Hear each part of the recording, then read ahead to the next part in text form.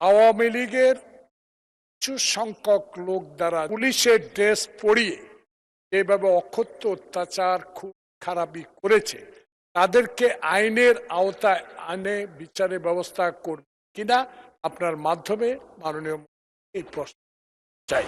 যারা সশস্ত্র হামলা চালিয়েছে যে ড্রেস যেটাই হোক, তারা সবাই অপরাধী।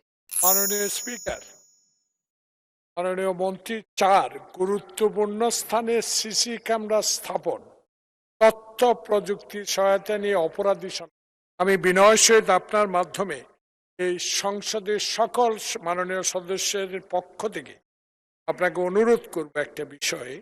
17 বছর এবং জুলাই আগস্ট বিপ্লবে আওয়ামী লীগের কিছু সংখ্যক লোক দ্বারা, যেমন যুবলীগ, ছাত্রলীগ দ্বারা পুলিশের ড্রেস পরিয়ে যেভাবে অকথ্য অত্যাচার খুব খারাপই করেছে, তাদেরকে আইনের আওতায় আনে বিচারের ব্যবস্থা করবে কিনা আপনার মাধ্যমে মাননীয় এই প্রশ্ন চাই।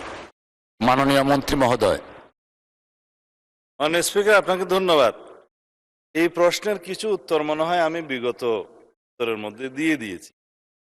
তারপরে শুধু সময় নষ্ট না করে পার্লামেন্টের ভাবে বলি, জুলাই অভ্যুত্থানকারীদের, জুলাই যোদ্ধাদের বিরুদ্ধে, সাধারণ জনগণের বিরুদ্ধে যারা সশস্ত্র হামলা চালিয়েছে, যে ড্রেস যেটাই হোক, যেই বাহিনীর ড্রেসই হোক, এবং আওয়ামী সন্ত্রাসী গোষ্ঠী, যুবলীগ, ছাত্রলীগ, যারা যেই বাহিনীর ড্রেসই পড়ে, তারা সবাই অপরাধী এবং তাদের বিরুদ্ধে মামলা দায়ের হয়েছে, না হলে আপনারা দায়ের করবেন এবং সকল মামলার সুষ্ঠু তদন্ত হবে, বিচার করার দায়িত্ব বিচার হবে ইনশাআল্লাহ। ধন্যবাদ।